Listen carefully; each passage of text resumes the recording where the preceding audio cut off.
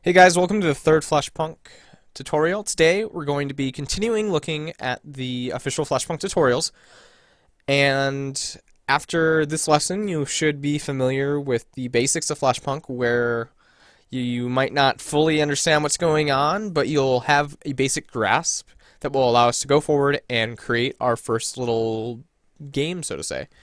The game will be a simple little shooter where you have enemies spawning from the top and then you gotta shoot them and they can shoot you. Super simple, but it'll be your first little game. So without further ado, we're gonna go over to the useflashpunk.net website. So if you're here, I highly suggest after this tutorial you check out the tutorials page on the website and go through them, read. They have some more information on there and kind of just review what's going on. So last time we looked at the FlashPunk basics, which helped us start the FlashPunk engine, create a world, which we called test world right here, and then eventually our entity, which they have called my entity, and instead we called it ship. And they also showed the update loop. In a slightly different fashion. They traced my entity updates, which means every single frame it would trace this to the log. And then they also embedded graphics by Jared Cohen, who is a personal friend of mine, and he's going to be supplying all the graphics for the future game that we're going to be working on later in this tutorial series, as well as possibly other games. So next up is keyboard and mouse input. So what we're going to do here is we're going to go back to Flash Develop, and instead of just working with the ship how it is, we're going to make it so it can move left and right. So you need to import a couple things. Alright, so I'm going to show you two different ways to import stuff. Either you got to know where it is. So for instance, I know that the input class is in net.flashpunk.utils.input. Alright, so you could type that. Now, Flash Develop will automatically import stuff for you if you type the new keyword in front of it. So if you do new, it'll bring up this list of every single class, just about. Like, it might not populate every single one right here, but once you start typing, you should get all the ones that share that name. So, here's input. If you hit enter, it will import it for you, and then you can delete it. That's a little shortcut that I know of. There's probably another way. Insert, search for factor, truncate, maybe not. Alright.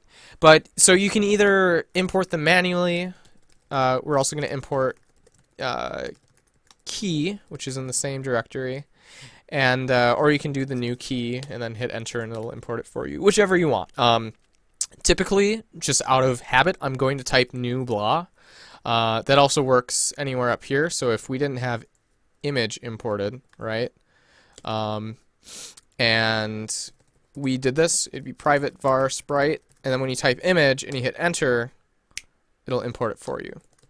One of those little convenient things that can save you a little bit of time and struggle if you're like, oh, well, where do I find key? Is it inside graphics? Is it inside utils? Is it inside the base FlashPunk directory? And also, these right here are just the folders over here, basically. FlashPunk and then utils, input, and key. So that's what they refer to. Each one of these folders is a package in ActionScript, with everything being inside the source package, which is just the default empty package. So now we're going to start working with input. So it's really easy to work with input. So if input.check key.space, what we will do is let's just trace space is pressed. Now that's actually going to work a bit differently than you would imagine. So you press space, and whoa, every single frame that it's down, it's triggering this. And you're probably thinking, oh man, this is going to be such a hassle to actually get stuff just on press. So instead, you can do input.pressed. And this is only when you press it down. So if you hold it, it'll only trigger when it's pressed down, and there's the same thing for released.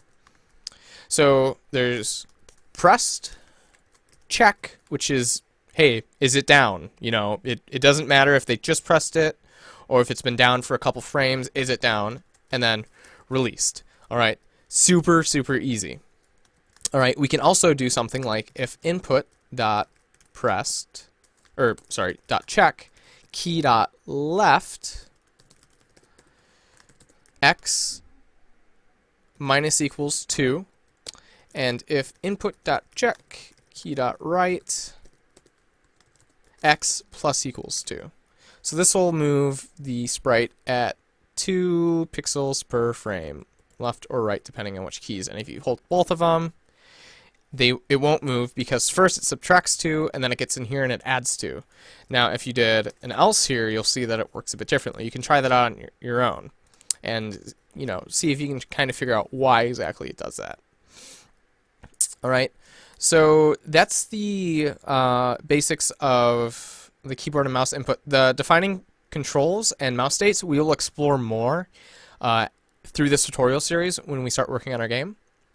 All right, so collision is the next big topic. So collision is pretty cool. The way that it works is that you define what are called hitboxes. And a hitbox is a square, or a rectangle rather, that goes around an entity that kind of defines where its space is. So first we're going to go back to main and we're going to do fp.console.enable, and what this is going to do is it's going to pop up the FlashPunk debugger, which is all this information right here. And if you press the tilde, which is right above the tab key on your keyboard, it'll pop up this special inspector. All right. So back in ship, just to make things a bit easier, we're going to do x is equal to 100 and y is equal to 100. All right, and when you run it, you'll see that it's right here, and when you inspect it, you'll see that it's got this little thing here, and if you hold down shift while it's selected, you can actually move it inside this editor. The game, like if you press left and right, it's not going to do anything because the game's paused while you're in debug mode. But what we can do with this is when we set hitbox, which we will do sprite.width, sprite.height, so it's the same exact size as the sprite. When you go in the debugger, you'll see that the hitbox is there. So this is the hitbox. That's its collision box. All right. The only other thing that you need to do is set a type. So we'll set this to player. All right. And what we'll need to do is we'll need to create a second class. So we will call this enemy ship. And extends entity, hit enter, it imports it for us. X is equal to, let's say, 10, Y is equal to 100.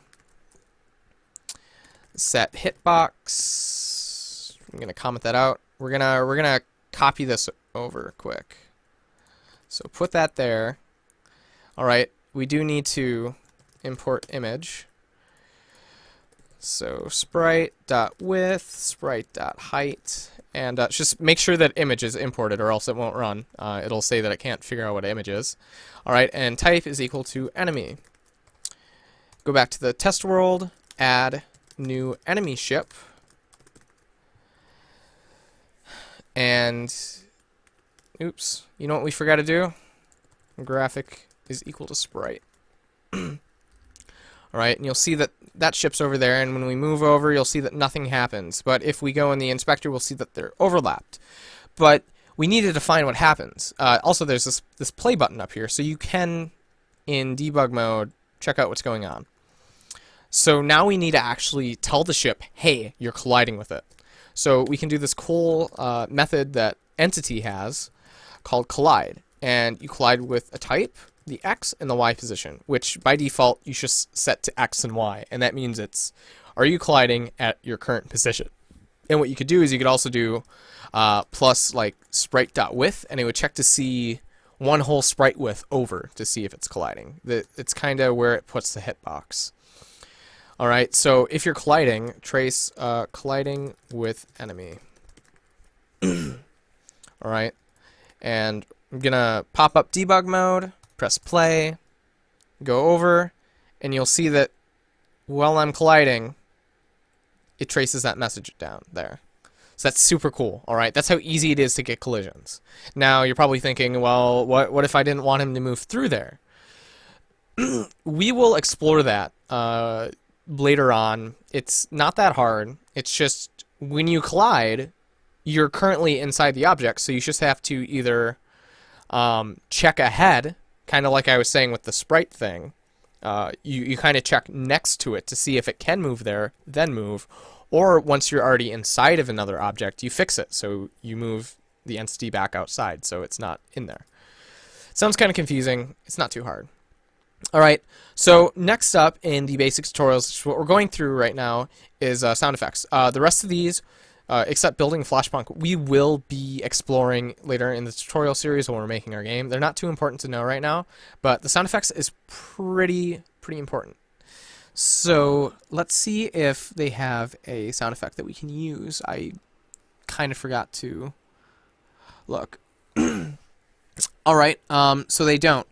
But if you look at the tutorial, you'll see that it is exactly like the image, except instead of embedding a .png or a .gif or a .jpeg, you're embedding a .mp3. And you're assigning it to this class right here, and then down here, instead of using an image, it's just an SFX, which stands for sound effect. All right,